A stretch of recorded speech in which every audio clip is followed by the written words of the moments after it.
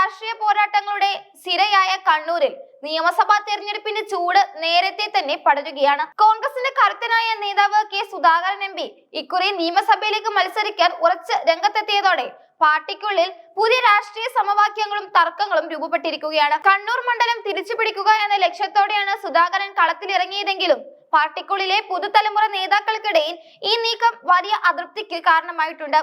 യുവ നേതാക്കളുടെ വലിയൊരു നിര തന്നെ കണ്ണൂർ മണ്ഡലത്തിൽ കണ്ണുവെച്ചിരിക്കെ സുധാകരന്റെ കടന്നുവരവ് തങ്ങളുടെ രാഷ്ട്രീയ ഭാവിക്ക് മങ്ങലേൽപ്പിക്കുമെന്ന ആശങ്കയിലാണിവർ. KPCC അധ്യക്ഷ പദവി ഒഴിഞ്ഞ വേളയിൽ തന്നെ വരാനിരിക്കുന്ന നിയമസഭാ തെരഞ്ഞെടുപ്പിൽ കണ്ണൂരിൽ നിന്ന് ജനവിധി തേടാൻ അനുവദിക്കണമെന്ന നിബന്ധന സുധാകരൻ ഹൈക്കമാൻഡിന് മുന്നിൽ വെച്ചിരുന്നതായാണ് സൂചനകൾ നൽകുന്നത്. UDF അധികാരത്തിൽ തിരിച്ചെത്തിയാൽ മന്ത്രിസഭയിൽ നിർണായക സ്ഥാനം വഹിക്കണമെന്ന കടുത്ത ആഗ്രഹവും സുധാകരനുണ്ട്. ഇതിനായുള്ള കരുനീക്കങ്ങളുടെ ഭാഗമായാണ് അദ്ദേഹം കണ്ണൂർ മണ്ഡലം തന്നെ തിരഞ്ഞെടുത്തത്. കണ്ണൂർ ലോക്സഭാ മണ്ഡലത്തിലെ വോട്ടിംഗ് കണക്കുകൾ പരിശോധിക്കുമ്പോൾ UDFന് വലിയ ആത്മവിശ്വാസമാണ് നൽകുന്നത്. കഴിഞ്ഞ ലോക്സഭാ തിരഞ്ഞെടുപ്പിൽ 1.5 ലക്ഷത്തിലധികം വോട്ടിന്റെ ഭൂരിപക്ഷമാണ് ഈ മണ്ഡലത്തിൽ സുധാകരൻ നേടിയത്. തദ്ദേശ സ്വയംഭരണ തെരഞ്ഞെടുപ്പിലും 15,000-ഓളം വോട്ടുകളുടെ ഭൂരിപക്ഷം മണ്ഡലത്തിൽ നിലനിർത്താൻ UDFന് സാധിച്ചു. ഈ അനുകൂല സാഹചര്യം ഉപയോഗപ്പെടുത്തി കണ്ണൂർ മണ്ഡലം LDFൽ നിന്ന് തിരിച്ചുപിടിക്കാൻ സുധാകരന് മാത്രമേ കഴിയൂ എന്നാണ് അദ്ദേഹത്തെ അനുകൂലിക്കുന്നവർ പറയുന്നത്. എന്നാൽ ഈ വാദങ്ങളെ എതിർക്കുന്ന ഒരു വിഭാഗം നേതാക്കളും പാർട്ടിയിലുണ്ട്. കണ്ണൂരിലെ വോട്ടിംഗ് ശതമാനം വർദ്ധിച്ചതോടെ മുസ്ലിം ലീഗും ഈ മണ്ഡലത്തിനായി അവകാശവാദം ഉന്നയിക്കുന്നുണ്ട്.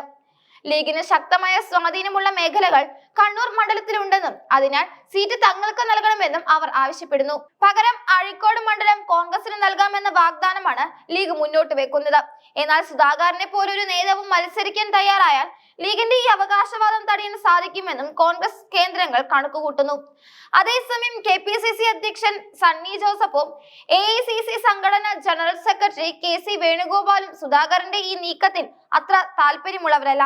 നിലവിൽ MP ആയ സുധാകരന് നിയമസഭയിലേക്ക് മത്സരിക്കാൻ അനുമതി നൽകിയാൽ കേരളത്തിലെ മറ്റ് 5ഓളം MPമാരും സമാനമായ ആവശ്യവുമായി രംഗത്തെത്തുമെന്നാണ് AICCയെ കുഴയ്ക്കുന്ന പ്രധാന ഒരു പ്രശ്നം. MPമാർ കൂട്ടത്തോടെ നിയമസഭയിലേക്ക് മത്സരിക്കുന്നത് ദേശീയ രാഷ്ട്രീയത്തിൽ തെറ്റായ സന്ദേശം നൽകുമെന്ന വിലയിരുത്തലിലാണ് ഹൈക്കമാൻഡ് ഉള്ളത്. മണ്ഡലത്തിൽ കാലുറപ്പിക്കാൻ ശ്രമിക്കുന്ന യുവ നേതാക്കളുടെ നീണ്ട നിരയാണ് കോൺഗ്രസിന് മുന്നിലെ മറ്റൊരു വലിയ വെല്ലുവിളി. മുൻ Kannur mayor TO Mohanan, corporation councillor Rijil Chandran Makkutty, KPCC അംഗം അമൃത രാമകൃഷ്ണൻ, KSU സംസ്ഥാന ഉപാധ്യക്ഷൻ മുഹമ്മദ് ഷമ്മാസ് എന്നിവർ മണ്ഡലത്തിനായി സജീവമായി രംഗത്തുണ്ട്. കണ്ണൂർ കോർപ്പറേഷനിൽ മികച്ച ഭരണം കാഴ്ചവെച്ചതും തുടർച്ചയായി ഭരണം നേടിയതും TO മോഹനന്റെ അവകാശവാദത്തിന് കരുത്തു പകരുന്നു. യുവാക്കൾക്കിടയിൽ വലിയ സ്വാധീനമുള്ള റിജിൽ മാക്കുറ്റിയാകട്ടെ ആദ്യ കടലായി ഡിവിഷനിലെ മിന്നുന്ന വിജയത്തിന്റെ തിളക്കത്തിലാണ് കണ്ണൂരിൽ കണ്ണുവെച്ചിരിക്കുന്നത്. 1991 കണ്ണൂരിൽ നിന്ന് ജയിച്ച് മന്ത്രിയായ അന്തരിച്ച കോൺഗ്രസ് നേതാവ് N രാമകൃഷ്ണന്റെ മകൾ എന്ന നിലയിൽ അമൃത രാമകൃഷ്ണനും മണ്ഡലത്തിലെ സജീവമാണ്. വിദ്യാർത്ഥി രാഷ്ട്രീയത്തിലൂടെ മണ്ഡലത്തിൽ വേരുറപ്പിച്ച മുഹമ്മദ് ഷമ്മാസും യുവ പ്രാതിനിധ്യത്തിനായി വാദിക്കുന്നു. കഴിഞ്ഞ 2 നിയമസഭാ തെരഞ്ഞെടുപ്പുകളിലും നേരിയ ഭൂരിപക്ഷത്തിനാണ് കണ്ണൂർ മണ്ഡലം UDFന് നഷ്ടമായത്.